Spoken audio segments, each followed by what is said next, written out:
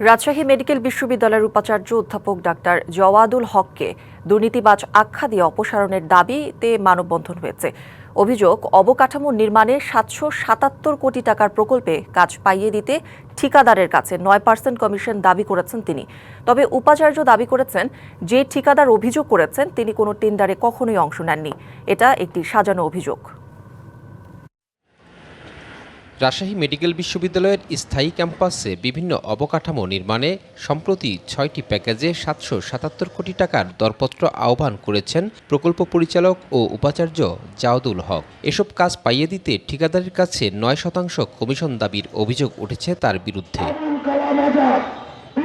এমন আরও কিছু অভিযোগে ৩ দিনের মধ্যে উপাচার্যকে অপসারণের দাবিতে বুধবার মানববন্ধন করেছেন সচেতন রাজশাহীবাসী। চাকরি নিয়োগ থেকে শুরু করে এখন পর্যন্ত যে অবকাঠামোর যে টেন্ডারগুলো হচ্ছে, প্রত্যেকটা কাজের মধ্যে চরম দুর্নীতি। বর্তমান যে ভিসি আছেন সে অত্যন্ত চরম দুর্নীতিবাজ একজন ভিসি।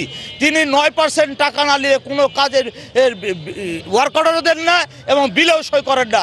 ভিসি জাওয়াদুল হকের বিরুদ্ধে যেসব দুর্নীতি উত্থাপিত হয়েছে, অবিলম্বে সেগুলো তদন্ত করে শাস্তি দাবি করছি। এটার পিছনে কি আদৌ কোনো শুভঙ্করের ফাঁকি আছে, না এটা লুটপাটের একটা আখড়া? সেটাই আমরা জানতে চাচ্ছি রাজশাহীবাসীর। বিভাগীয় শহরের একটা মেডিকেল বিশ্ববিদ্যালয়ের মর্যাদায় যেন এটাকে অনতিবিলম্বে প্রতিষ্ঠিত করা হয়। ৫ই আগস্ট আমরা একটা অন্তর্বর্তীকালীন সরকার পেয়েছিলাম, কিন্তু আমাদের কি জাতির দুর্ভাগ্য, এই ১.৫ বছরেও কিন্তু দুর্নীতির মিনিমাম ব্যবস্থার সংস্কার করা হয় নাই। উপাচার্যের বিরুদ্ধে কমিশন দাবির অভিযোগটি এনেছে ঠিকাদারি প্রতিষ্ঠান জেনিট কর্পোরেশনের কর্ণধার আতাউর রহমান টিপু।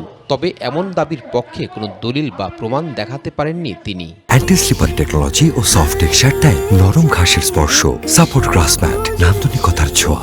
কোনো কাজটা হলে বিভিন্ন মিডিয়া থ্রুতে আপনার ধরেন আপনার অফার আসে কাজের, যে ভাই একটা কাজ আসছে, এত পার্সেন্ট লাগবে, এই আপনার সাথে বসবে, এই অবস্থা আপনি করবেন কিনা। তো ভালো কাজ বড় কাজ হইলে তো আপনার কথা চাই।